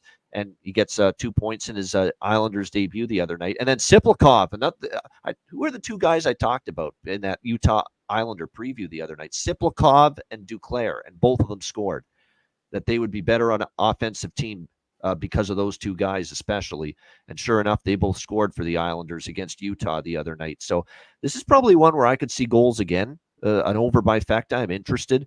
for the Islanders and the Stars here in this game. Again, the Islanders, we think of them long-term as this big-time, low-scoring, boring team. But I think they're going to be able to better score goals this year, so I'm interested in an over by Fecta.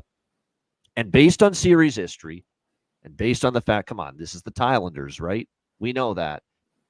They go to overtime in their very first game against Utah. And look at series history here, Islanders and Stars. 3 straight meetings have gone past regulation, including the game in Dallas last February, 3-2 for the Islanders in overtime. So give me the draw here. Have to, given that series history. Islanders go to OT. Dallas almost went to OT also against Nashville in their first game. So the draw is live here, in my opinion. We love Dallas, and they can still win this game, but I think it's going to be a good battle. Islanders off the loss. Dallas sometimes against an Eastern foe at home sometimes just does enough to get by. I could see that here tonight, and we go to overtime or shootout. So draw and an over by Fecta. Alex, Islanders, Stars. Yeah, this is a game where I'd love to draw. Grab that at plus 360 already. Give me correct score 3-3 plus 1,300 and correct score 4-4 at 25-1. I'll play a little small as well. Like I said, just off of series history. And I remember being on both of those draws last year. We were on the draws last year with Islanders Stars. I remember it. Yep. So, yeah, this spot screams kind of a back and forth battle. Like I said, Islanders definitely opening up more offensively. I think we're going to see more of their offense on the road early, where they're going to be able to dictate puck possession and play a little bit more of their defensive style of game at home. So I definitely would lean toward that over 6 as well. Good stuff. All right, Calder, anything you like here? Islanders, Stars. Yeah, you know what? I honestly thought that Sorokin was playing in net, but maybe he's not. So yeah, he's got an injury early in the year, so it's back to Varlamov tonight again for the Islanders. Okay. I didn't know that. Dallas. Yep. I didn't know that. I was just going to say hammer the under because there's 2 all-star goalies in net, one for either team. But with Sorokin out now, that changes things for me.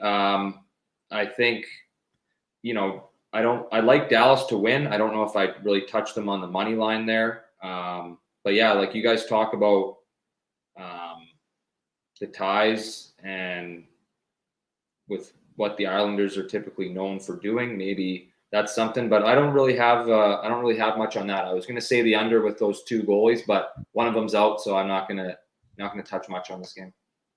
Yeah, for me, for props, there's a few I like. Logan Stankoven, Dallas.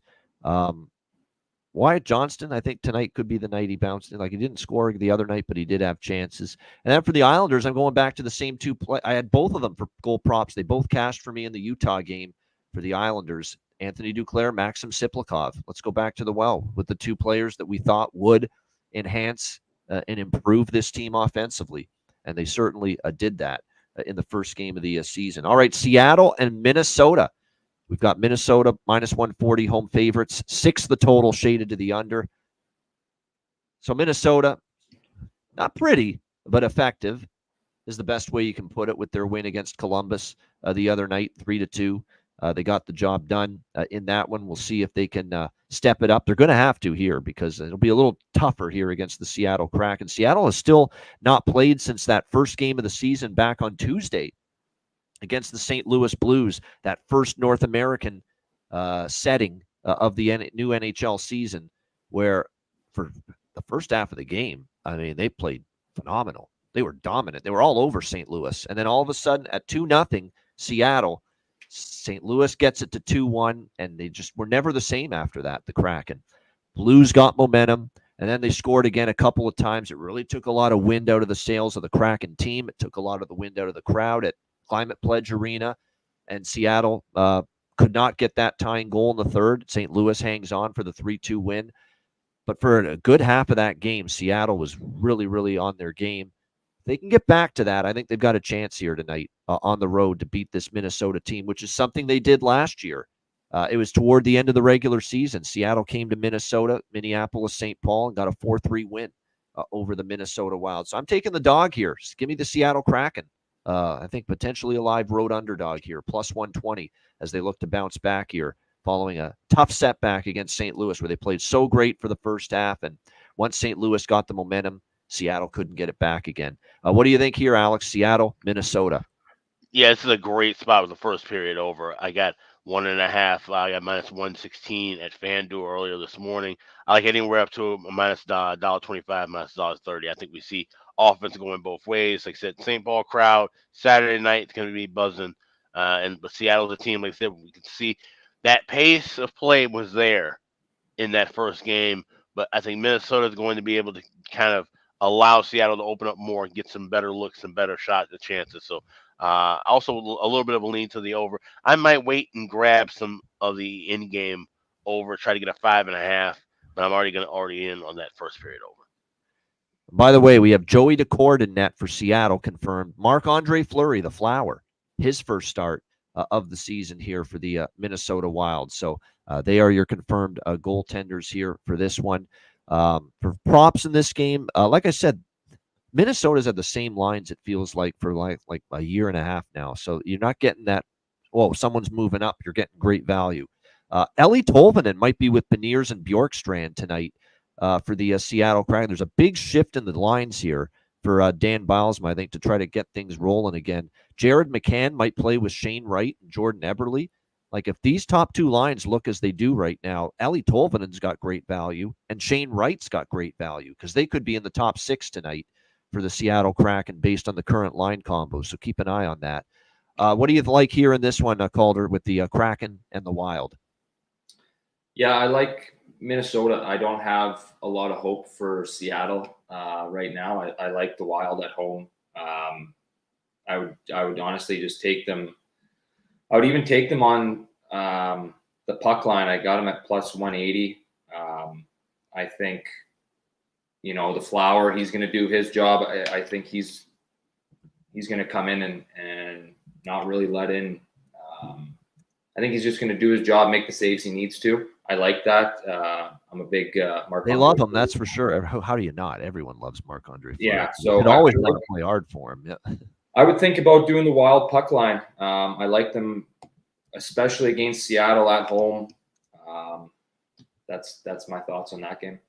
I like it. I like when we go head to head every now and then. It's nice. We can't always agree on this show. So Calder liking Minnesota, but especially on the puck line, I like Seattle. I still think they played, like I said, for half the game, they played awesome. You couldn't have asked for anything better out of Seattle for the first 30 minutes of that game. They were all over St. Louis. They had the 2-0 lead, but they never got it to 3-0. And then once it got to 2-1, momentum just started to slip away from them. We'll see if they can bounce back here tonight on the road for this one. All right, Columbus and Colorado. We've got the Avalanche minus 340, home favorites, 6.5 the total here in this one. Columbus, obviously, losing to this aforementioned team we just talked about, the Minnesota Wild. They'll be looking to get back on track here on the road against Colorado. It won't be easy. If you look at head-to-head, Columbus did win in April last year as a huge home underdog against Colorado. But in Colorado, they've had a tough time, obviously. That's where Colorado's done well. Last year in Colorado, it was 6-1. In favor of the Avs. One thing we've seen here for the majority of these recent head-to-head meetings, 6-3, 6-1, we've seen some, and especially in Colorado, we've seen Colorado score. We've seen the game go over the total. I think there's a chance of that here tonight. Merzlikins and Georgiev are currently projected to be the goaltenders, but neither confirmed. There's still all those injuries up front that we talked about for Columbus going into the Minnesota game. Voronkov, Jenner, Danforth, among others, are out. Jonathan Drouin is now on the injured list, though, for Colorado. So, and they're already without, of course, Lehkonen. There's no telling if Big Val Nichushkin, if or when he's going to be back on this team. So there's some lineup shuffling here with this one.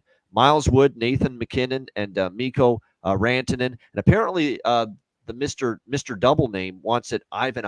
Apparently was how he wants it pronounced. He doesn't want to be called Ivan. It's Ivan, apparently. So Ivan's going to be on the second line with Casey Middlestat and Callum Ritchie. I mean, that's more of a patchwork forward group than I've seen in a very long time here for Colorado. That's why I'm not bullish on the over. It feels like it could Colorado could light it up. And I don't trust. Georgiev certainly was not good. Neither was the defense against Vegas in their loss to the Golden Knights. So I still lean to the over, but I'm telling you what, now with Nichushkin and Lehkonen and now Drouin out. You've got Miles Wood potentially with McKinnon and Rantanen tonight, which you'd never see that happen when everyone's healthy. Ivan with Middlestat and Ritchie, Kovalenko with Colton and O'Connor, Wagner, Kelly, Kiviranta. That might be the weakest forward group that Colorado's put out there on the ice in quite some time, as far as lack of depth with all the injuries they have. So not as bullish on the over. I'm telling you what, I think at this price, this is an astronomical price with Colorado. I know it's tough to trust Columbus, especially on the road in this environment, but I say you hold your nose, you take a small little shot with the Jackets, or you pass at this price. Minus 340, there's no way I can get there with Colorado at this price. Alex, what do you think here? Blue Jackets, Avs. Oh, here we go. Unmuted. Yeah, this is like I said, this is kind of a too high of a line kind of situation. At plus 105, I think I might take the goal and a half here with Columbus. I don't bet that too often. That's good. But yeah, just play that safe and feel like this could be kind of a close game, maybe a little sprinkle in the draw as well. But yeah, I'll take that. Take a goal and a half here with Columbus.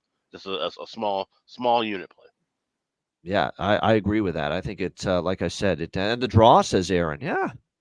No. Look, Columbus beat them in Columbus last year. It's in Colorado where they've had their difficulty, but I don't know if this Colorado lineup is good enough right now, forward-wise. Their D really looked bad against Vegas. Now, I know this is Columbus. This ain't Vegas. But they look bad, and I don't have no trust in Georgiev. We've said that for a very long time. I thought he was wretched in that game against Vegas. There were a couple of those goals. It's like, man, he should stop those. So the leans to the Jackets and the draw, I don't think are crazy. And this is kind of like, yeah, we know Colorado's way better than Columbus, all things created equal. But this is about the price point, the overall package. Colorado D struggling a bit. Georgiev struggling in the first game against Vegas. The banged up forward group. You know, Miles Wood playing with McKinnon and Rantanen. It tells you all you need to know about the missing personnel with Colorado. But which, by the way, I do think Miles Wood's great value, though, tonight, playing with those two guys for a goal prop. This is a line that would reflect, Colorado being healthy. If most of the starters and forwards for Colorado were healthy, then 340 would make sense. Colorado should not be minus 300 or higher against anybody with this many guys out. I agree. And the one thing I'll say for the Jackets, they played hard against Minnesota. I watched that game. They played really hard, and it was an even game. They outshot the Wild 33-26 in that game. They played hard, and they will, because Dean Evison demands that, and new coach, and you're always, you've got the attention of the players when you're a new coach, especially when you're one that's like Dean Evison with the intensity. So I think if Columbus plays hard tonight, this may not be the cakewalk for Colorado with the injuries they're dealing with and the defensive struggles and the goalie struggles they're dealing with that people think. What do you think here, Calder? Jackets, Avs? Well, first I got to mention the fact that the guy's name's Ivan is just remarkable. Like, I'd love to know the process of his parents thinking that's probably the way to go with that. I'd like to know. Hey, Ivan, your parents smoking weed, little dope, little drugs. Like, what's the explanation for this? Like, really, what? How you make his first name the same as his last name is just it's, you know what? I'm happy they did. It's good for us to talk about, and it's funny to have that in the league. I wouldn't touch. I think it's crazy that, like, it's the NHL and there's teams obviously better or worse, but to give such like a discrepancy, like I don't know how to word it, but like to have Colorado at minus 340, I think's crazy. Like, they're not playing the AHL team. It's still, Columbus is a competent NHL team. So if I was going to do anything, I might take them. I like what Alex said of kind of for them to cover the puck line at plus 1.5. But yeah, I mean, I think especially with the injuries Colorado has, maybe do a little bit with Columbus. All right. I mean, I'm starting to drink the Columbus and draw Kool-Aid here in this game. Just small. I mean, it's just draw. I mean, the draw definitely makes sense. At plus 430 at FanDuel, like for off of value, number value. I'll be adding that as well. Let's be honest. The back half of last year and even into the playoffs, Colorado, not what they were 2 years ago and 3 years ago as far as the overall quality. So keep that in mind as well. We'll see how this one plays out tonight. All right, Chicago, Edmonton. We've got Edmonton minus 360, home favorite, 6.5, the total in this game. This feels like deja vu of the game we just talked about. I think you Chicago and draw this one or nothing. You can't lay this with Edmonton. And this is now, and it's one thing for Edmonton to get fucking dummied last year in their opener by Vancouver. For it to happen again, for a second straight year, this time to Winnipeg, tells me there's real issues about this team's focus and their level of play to begin a year. Because this happened last year. It's what got Jay Woodcroft in trouble. Now, they're not going to fire, obviously, Chris Knobloch if they have a similar rough start. But we've now seen this is a behavior pattern. This is a performance pattern now of slow starts, lack of urgency early in the season for the Edmonton Oilers that I'm not comfortable taking them in any way, shape, or form tonight, even against Chicago here. So Rich H is right. Chicago was brutal on back-to-backs last year. I get it, but I can't get there with Edmonton. I can't. I'm kind of interested. I'd be interested more in that team total if I knew Chicago ahead of time would get their shit together on offense and with their power play, but I don't know that. And in theory, you're supposed to expect this prideful Edmonton team that won the West last year, got to the Stanley Cup final, one win away from winning the Cup, to bounce back and show up tonight after that debacle against Winnipeg. So I'm more likely to pass here, but I'll tell you this. If you ask me right now, do I take Edmonton in some form or do I take a shot with Chicago? If I had one choice, what would it be? It would be Chicago. I would not want anything to do with Edmonton in this kind of a price range. Knowing that they had a bad start last year, they didn't show up early in the year, and the fact it happened again with a different coach, I'm a little bit concerned about that. What I will take, though, is a little sprinkle on a over by Fecta. Just small, because I think Chicago still on the back-to-back could break a little bit defensively, even though it's probably going to be Mrazek in net, as opposed to, although let's be honest, Soderblom outplayed Mrazek in the first two games we saw out of the Blackhawks. So I do think Edmonton will get things going a little bit, at least offensively. Maybe Chicago can chip in. So I'm going to go with a small over by Fecta. I'm going to lay off the side. Like I said, I had my fill with Chicago last night, but there's no way I'm taking Edmonton in any form at this number, knowing the struggles early out of the gate last year as well. And it happened again. They got absolutely just bombed in their opener. That's a bad sign. It's a performance pattern that I don't trust from this Oilers team. What do you think here, Alex? You're at Blackhawks back in action, taking on Edmonton. Yeah, it'll be an interesting game. At least Calvin Pickard is starting for Edmonton, so the Hawks have a puncher's chance. Yeah, no Skinner. So I'd say they have a puncher's chance if the offense can wake up. But that's something we got to wait and see for. And as a result, I can't bet anything with them right now. Even the first period over, it's something I would look for live. If I'm seeing some pace and some good chances from them early and that number drops down, then I might take a shot with that. But pre-game, I can't go with anything right now. Like I said, Hawks at plus 290. If I knew the offense was going to show up, I would take a stab with that. But they got to prove it to me that they can get things rolling on that end of the ice. All right, interesting. Like I said, this is an interesting one. You got the Chicago teams having trouble scoring. They're on a back-to-back. And Edmonton, like last year, I remember they got out of the gate. They lost 2 to Vancouver, including that first one, and it's like deja vu. So we'll see if the Oilers can snap out of it here tonight in this matchup. What do you think here in this one, Calder, with Chicago-Edmonton? Yeah, I kind of like the over, even though it's 6.5. Just the fact of the goalies that are in this game are a little bit sketchy, I would say, for lack maybe of a better word.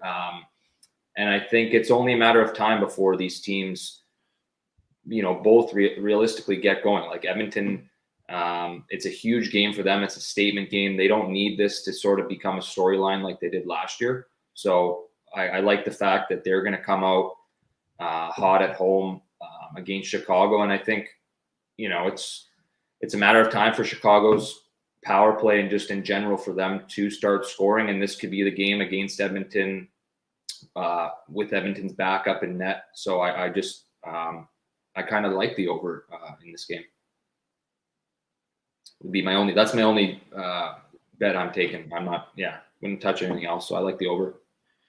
Good stuff. All right, nothing wrong with that. Over 6.5 here. And for a prop game, not bullish on a lot of the props. I mean, I'm trying to look here. Do we get something this time? The team's got to actually score a goal. But there is, I think, some value on Jeff Skinner for Edmonton and Victor Arvidsson maybe for the Oilers, 2 of the new guys in the lineup. For Chicago, again, last night, tough sledding. We're waiting for Tyler Bertuzzi to get rolling a bit. I mean, we've been waiting for years for Kurashev to get going. Even Bedard, a bit of a slow start for him so far the first couple games, but he'll find his footing, at some point. So again, like I say, not the best game as far as props go, but again, I'll say this: Foligno, Teravainen on that top line, maybe a little. I think Bertuzzi is going to eventually pot one here. Could be tonight, we'll see. But those would be the ones I'd look at for the Chicago side as far as player props. All right, just a couple of games left. Next up, we've got Anaheim and San Jose. We're doing a brisk pace to be, 90 minutes and almost through the entire card for 13 games. That's the kind of pace we want on a Saturday, because I always say if the show gets to close to 2 hours, it's too long. We've got Anaheim minus 135, road favorites, 6 the total here, shaded to the over in this game. San Jose, love what I'm seeing from the young guns. Love what I'm seeing from the offense. There's no question. We saw it on full display against St. Louis. Boy, Macklin Celebrini, some of the plays he made, outstanding, just with the puck, and obviously he gets the goal and the assist in the first 2 periods of that game. Very, very impressive. But the defense and the goaltending for San Jose, not so much. We know this is one of the weaker blue lines. When Jake Wallman and Cody Ceci are your top pair, you got issues. When Mario Ferraro and Jan Rud are your second pair, you've got issues. There's just it's as weak and porous a blue line as any in the league. Run and Benning on the third line as well for the San Jose Sharks. Tonight, we don't have the goalies confirmed, but we expect Blackwood again for San Jose. Obviously for Anaheim, partly due to the fact Gibson's on IR, but I think even if Gibson was healthy, it sure looked like Greg Cronin was going to turn to Lukáš Dostal in net, and of course we expect to see him in net tonight for this very first game. And look, think there's high upside on Dostal, who had a solid year last year with the Anaheim Ducks, coming off winning a gold medal for his country, Czechia, at the World Hockey Championship as well. So we'll see how this one plays out. Unfortunately for the San Jose Sharks, just as we're getting excited about the debut of Celebrini, the 1 goal, 1 assist performance, here he is with the lower body injury, placed on injured reserve earlier today. You hate to see that, right? First game, and he was so good, so electrifying, and already out here for the San Jose Sharks. So that does take a little away from them offensively, although, of course, you've still got Will Eklund. Fabian Zetterlund scored. Tyler Toffoli was brought in for some offense. I like the additions of Barclay Goodrow and Alex Wenberg. Barclay Goodrow's on one of the offensive heaters of his lifetime right now. If you go back to the playoffs with the Rangers last year, like, this guy is suddenly becoming an offensive dynamo, and he scored again against St. Louis in his San Jose debut the other night. So I still think San Jose has some goals in them here, but I certainly don't trust them defensively or in net after what we saw. So I lean Ducks here, but I don't love the price at minus 135. I'm more likely to go with Anaheim team total over 3.5 at plus money, by the way. You can get plus 120 with an Anaheim Ducks team total over. And I'm also going to go over by Fecta here. I think until proven otherwise. Now, Celebrini's absence does hurt the offense a little bit, but I think until proven otherwise, the defense and the goaltend just look so awful at times against St. Louis. And they gave up 40 shots just about in that game as well, that they are an over team until proven otherwise, the San Jose Sharks. So over by Fecta, I'm going to tack on an Anaheim team total over as well. Alex, what do you think here? Ducks, Sharks. Yeah, I'm going first period over 1.5 minus 130, and I'm also going with both teams to score in the first period at plus 170. I think we get goals early and often. Might see a little bit of a slowdown pace later, but definitely like things to start off early with the overs. There you go. You answered Mac's question there. First period, both teams to score. Alex indeed does like that. And I might even sprinkle on that. I could see both teams getting on the board first 20 minutes. Calder, what do you think here? Anaheim, San Jose. I'm taking San Jose money line straight up. I think these are 2 bottom of the league teams. If there's a team San Jose could or should beat, Anaheim would be one of them. So I have no problem taking them. I don't think it's plus 115 if they're an underdog. Fine, I think that's fair to me. I like them against Anaheim, so that's what I'd do. All right, there we go. I like in San Jose. the reason why, again, with San Jose, I definitely think they're improved offensively. It's going to come down to whether they can keep the puck out of the net. And clearly they showed that still could be a bit of a challenge for them with the way they played against St. Louis in their first game. All right, we have reached the end, the final game of this Saturday NHL slate. Calgary hosting Philadelphia. We've got the Calgary Flames minus 130 home favorites, 6 the total in this game. What a resilient performance by Calgary. You know, they did not start that game in the first period well at all, and yet they still found a way to battle all the way back and beat the Vancouver Canucks in that game 5-4. Calgary's D is still very shaky, and that's going to be the concern that Ryan Huska's team has all year. It's not a great blue line. There's a lot of young guys that could be good in time, but are they ready for these kind of roles? After Mackenzie Weegar, who I like quite a bit, Daniil Miramonov, I like, but is he ready for top pair minutes? Didn't look like it the first game. Kevin Ball had a brutal game against Vancouver. He's on the second pair with Rasmus Anderson, Jake Bean, Braden Pahal. You know, it's not a great blue line the Flames have this year. They're probably going to have some struggles in their own end. We'll see if that happens once again here. Now, they won against Vancouver in spite of it because they scored 6 goals, not 5-4, I should say, 6-5 it was against Vancouver. They have some bright lights up front, though, offensively, as far as young talent, good young skilled forwards, prospects, with Samuel Honzik and Kuzmenko, 2 pretty talented players flanking Nazem Kadri on the top line. Connor Zary, solid offensive player. Blake Coleman and Backlund on the second line. Huberdeau with Pospisil and Anthony Mantha. Anthony Mantha scored the other night. What if he gets some of his offensive game back on track? Like, there is hope for Calgary offensively, but defensively and also in net with the Dan Vladar, Dustin Wolf combo, there are still some questions. It will be Wolf, though. Hungry like the wolf. Dustin Wolf here for the Calgary Flames tonight, making his first start of the season. I probably think there's more upside with him long-term than certainly Dan Vladar. We'll see how he fares here.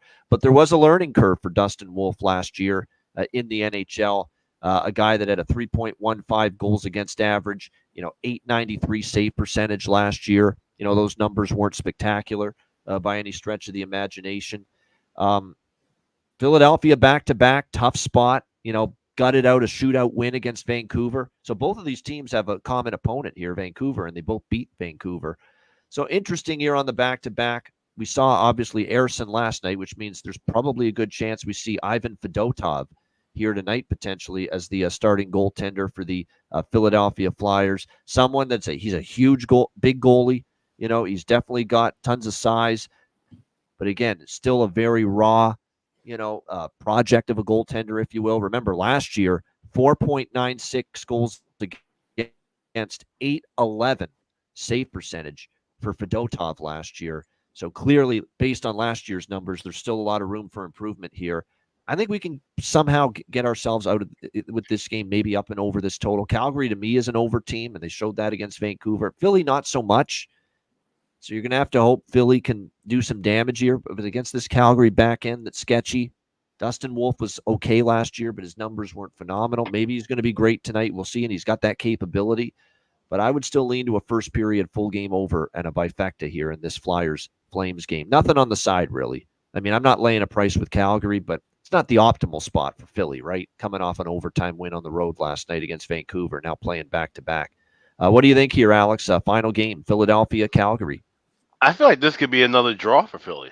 I think at plus 360, I'm willing to take a shot here with the draw. I think Fedotov. And Calgary went to OT with Vancouver as well, of course. Yep. Yeah. And like I said, Fedotov, I think he's, from what I've heard and what I've read in camp, that he's going to be a solid NHL backup. He's a guy that if he doesn't have to see more than 20, 25 games of action, I think the spots he gives you, he'll be, more than formidable. I don't know if he's going to be just an absolute brick wall just yet, but I think I can see this game being kind of a 2-2, 3-3, kind of a sluggish battle where they, like I said, not a lot of chances are traded, especially later in the contest. I think Philly understands the importance of just getting points on the road on these West Coast trips. Even though it's early in the year, you still have that kind of mentality that, where if this was a trip in February, just get out of there with at least a point. I think you can still see that kind of an effort tonight. So give me the draw plus 360. Yeah, I think now that I hear you say that, and I look now, of course, Flyers with an overtime game against Vancouver and their opener, Calgary with an overtime game against Vancouver and their opener, that maybe we do get a tight game. And I know last year there was no overtime games in the two meetings, but both of them were one-goal games, narrowly missed going to overtime. The game in Philly was 3-2 Flyers. The game in Calgary was 4-3 Flames. And by the way, the games in Calgary, the last two have gone over the total, so kind of backs up why I'm kind of leaning to the over by Fecta here. The last two meetings, Flyers and Flames, both in Calgary, both ended 4-3. What do you think here, Calder? Philly and Calgary. Yeah, I'm taking the Flames, kind of a homer on that, but I like them. I'm hoping Wolfie gets going and kind of makes a statement. I think I had a chance to see him firsthand when I was with Calgary a little bit there, and he's truly he's a crazy quick. He's obviously undersized, but he really is he's an unbelievable goalie. So I hope he starts to find a little bit of traction in the NHL. So I'm just hoping for that. And Calgary going against a mediocre Philly team. I kind of like Calgary and the over. That gives me a plus 230 there.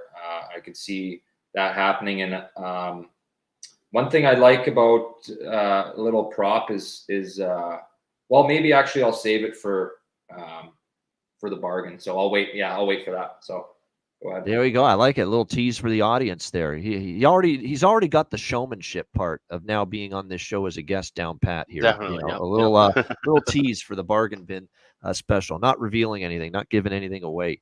As far as props in this game, not a ton that I like, but again, I'll say it again with on the Connor Zary's worth a look. I like him quite a bit with, he scored, of course, a great goal in overtime. What a goal he scored in overtime against Vancouver the other night. And there's definitely value up front with Kuzmenko and with Hanzek, the two guys that are playing with Kadri, good value with their props. And then for Philadelphia, you look at Forster, Morgan Frost, I think has probably got value. And Matvei Mishkov's, I thought even though he didn't get on the score sheet, I thought he had some chances last night, was noticeable at times against Vancouver. So good stuff indeed with so a few props there that I mentioned that I do like. All right, great stuff. A shout out to everyone, obviously in the chat. It has been a big show. It's always a monster show that we do for you here on the weekend when it comes to the breaking down every game on the board here from a betting perspective, these big Saturday cards. Always, like I said, full of games to break down. So shout out to everyone in the chat. Hit the like button on the way out. Of course, bargain bin special, best bets coming up. Patreon.com/Ice Guys, $10 per month. Again, our daily betting card is posted there each and every day. Bonus articles, stats, and more. Of course, exclusive live betcasts as well coming up later this season that will only be available for Patreon members. So make sure, again, you sign up at patreon.com/Ice Guys, just $10 per month. And again, your $10 per month subscription also helps to ensure that the Ice Guys show isn't going anywhere and that we are indeed going to be around for the long term, bringing you this show and this great betting insight each and every day for years to come. So check it out. It's been the same price it's always been, $10 per month. It's a great bargain. Patreon.com/Ice Guys.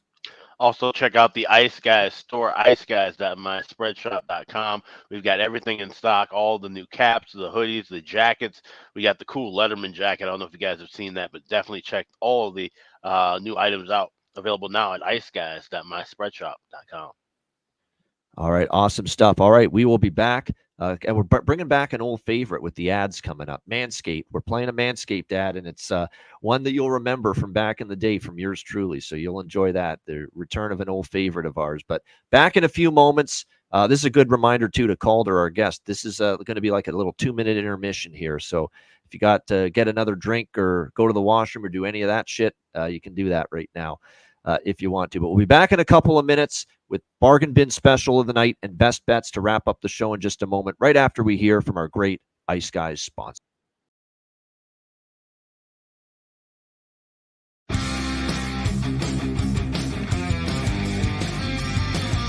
Support for the Ice Guys podcast is provided by Boston Hemp Incorporated, Manscaped, Power Play Sportsbook, Raise Your Game, tailgaters so far.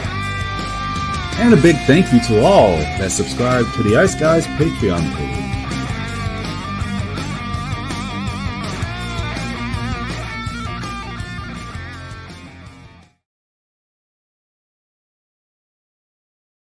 Support for the Ice Guys is brought to you by Manscaped, who is the best in men's below-the-waist grooming. Their products are precision-engineered tools for your family jewels. Manscaped's Performance Package, the ultimate men's hygiene bundle. Join over 7 million men worldwide who trust Manscaped with this exclusive offer for you, 20% off and free worldwide shipping with the promo code ICEGUYS. That's promo code ICEGUYS at manscaped.com.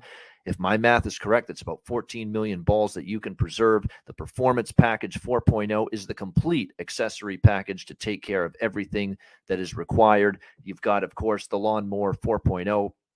Takes care of your facial hair and among other things. You've got, of course, the Weed Whacker. I'm approaching 40. Nose hair has become a major issue. It pisses the hell out of me. I need to take care of that shit, and the Weed Whacker can help you do that.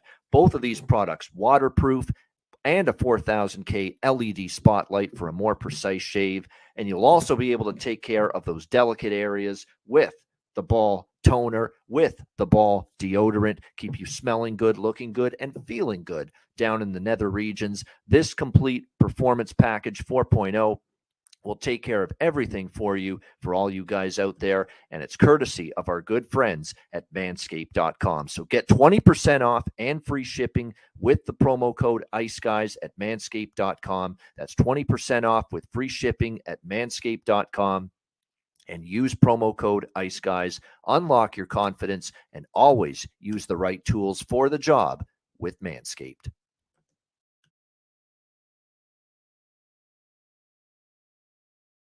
Everyone loves a perfect pair. Bacon and eggs. Thunder and lightning. Mario and Luigi. A hot dog with fries. Ian and Alex B. That's right. Everyone loves a perfect pair. So why not pair up your game nights with Boston Hemp? From exotic flower to concentrates and edible products. You'd be hard-pressed to find a better pairing than Boston Hemp and hockey. Check them out today at bostonhempinc.com. That's bostonhempinc.com. Boston Hemp Incorporated, the official smoke sponsor of the Ice Guys. Void where prohibited by law. Not available outside of the United States. Must be 21 or over to obtain products. Check your local regulations to see if Boston Hemp is available in your area. All right, great stuff. Joe's voice is great. I appreciate the chat noticing that. Yep. Yeah. So why he's our voiceover guy, the official voiceover guy for the Ice Guys show. Yeah. All right, again, thank you to all our sponsors. And it's not just them, it's all of them. We got a slew of them this year, including, of course, our daily sponsor, Boston Hemp Inc., 20% off using the promo code ICEGUYS at bostonhempinc.com. All right, bargain bin special of the night. Thank you to Calder Brooks. We're off the schneid. We're in the win column thanks to his call with Nikita Kucherov last night, over 2.5 points for Tampa Bay at plus 375. Because you are the man that got us in the win column with this segment for the first time, Calder, I'm going to start with you for bargain bin special here for this Saturday. What do you like from the bargain bin? Yeah, I'm going back to the Calgary Flames game. I like Pospisil to score. He's playing on a line with Huberdeau, and I think that kind of goes undervalued. Like he's a very good fast centerman he's had a goal the other night with a nice shot. So I like him. I have him here at plus 400. I hope you guys have him even better odds. Maybe that's just that's what I have here on mine, but I like him to score at plus 400. No, that's a pretty good price still. I see plus 425, plus 475 is the absolute best price I see for Martin Pospisil, but you're in the ballpark here in the plus 400 or better range. Martin Pospisil, I believe he scored one of their goals as well against Vancouver the other night as well. So good choice. You know, it's funny. Our last consistent Saturday guest was Zach Urban. Guess what? He was a Calgary Flames fan. And it sounds like you are. So we've got another Flames fan with us here on a Saturday. Sounds like you're right. You're a Flames fan. It sounds like, right? Yeah. I played there twice in my life and had the opportunity to kind of be, in their organization for a year as well a couple of years ago. So it's just they're close to home here in for me in Saskatchewan and have a little bit of a tie to them. So I hope they do well. All right. Awesome. Evan, appreciate it. Ian insists on singing every show. Alex is fate unpacking a Lippert 24/7. Neither of them have ever played hockey, and they still put on the best hockey show every day, covering every game. There we go. I like to think I know the game, even though I've never played. Yeah, we know. Same with Alex. We've watched enough hockey to know. Yeah. What's going on. We know good hockey. We know when you screw up in the defensive zone. We don't know all the lingo and terminology that you would as a player and a coach, but we know what's good hockey and what's bad hockey. We do. And that comes from 30 years of watching for sure. All right, Alex, hit that bargain bin for us. What did you find? Yeah, looking at the that Islanders game with Dallas tonight, I like Wyatt Johnston to get things rocking and rolling. I like him first goal of the game plus 1,500. I also like him to get a goal anytime, so that's something that we'll have on my card as well. Like I said, I think he's going to be, playing at home, getting that home crowd in front of him. I think that'll kind of get him energized, and I could see him leading off this game with a goal here. So 15-1. Let's hope this is the one that cashes in tonight. Wyatt Johnson for the Dallas Stars. And he's had some first goal bargain bin hits in the past. We'll see if he's got another one, Alex, tonight. Wyatt Johnston, Dallas Stars, first goal, plus 1,500 for Alex with his bargain bin special of the night. My bargain bin special of the night, gosh, in these big cards, man, it is always so difficult to find one. But the one I'm going to go with, and because I think he's going to have a strong start to the season. He got a goal for the Ottawa Senators the other night. He's got from our cloth. He enjoys, throwing a few bucks on some games. We've seen that in the past from his past actions. But more importantly, I think he is going to want to prove himself this year for Ottawa, and I like the price we're getting on him. We are going to go with Parlay Pinto here as a bargain bin. It's not the best price. It's down in the 300 range, plus 300 right on the nose. Barely makes the grade, but I like it. I think he has a point to prove to, step his game up offensively. And so I'm going to go with Shane Pinto, Ottawa Senators, plus 300 for my bargain bin special of the night. All right, great stuff. Best bets now to wrap things up. First night with some losses in the best bets last night, unfortunately, but we knew it was not going to be undefeated forever. Still been a strong start to the year with best bets overall. We'll see what we can come up with for this huge Saturday card. Alex, we'll start with you. What do you like for best bet? Yeah, we'll go up the street to XL Energy Center. Got Seattle Kraken taking on the Minnesota Wild Saturday night. It's going to be a buzzing crowd. I expect goals early and often in this contest. So at minus $1.20, give me the first period over with Seattle and Minnesota. That's my best bet for Saturday. All right, Seattle, Minnesota, over 1.5 first period for Alex B. Smith, best bet. Calder Brooks, what do you got, best bet? Mine is a player. Sam Reinhart's playing his former team in Buffalo. He scored over 60 goals, or scored around maybe 57 last year. 57 last year. And I love him to score against his former team against Buffalo. So I got him at plus 130 there, and I'm pretty confident he's going to go ahead and put one in the back of the net tonight. And that's important to note. The best bet on this show can be anything, including a player prop. So, normally the player props are bargain bin, but they can absolutely be a best bet as well. And that one makes sense, and obviously it's a guy that's scored a shit ton of goals since the beginning of last year and now facing his former team. If I'm not mistaken, I think I have memories last year in some of those Florida Buffalo games of Sam Reinhart scoring against the Sabres. And now I think what makes that bet even better for you, Calder, is that there's no Matthew Tkachuk tonight. There's no Alexander Barkov tonight. So you need Reinhart's offense tonight. You need Bennett. You need Sam Reinhart. You need Verhaeghe. You need players like that stepping up. In fact, I think if you bet those three players tonight, Bennett, Reinhart, Verhaeghe, I think you're going to cash at least two of them, maybe even all three, because those are the guys that are going to have to absolutely step up here tonight offensively now with Tkachuk and Barkov down and out for you tonight. So there you have it. Calder Brooks going with Sam Reinhart, anytime goal scorer here tonight against the Buffalo Sabres, his old team.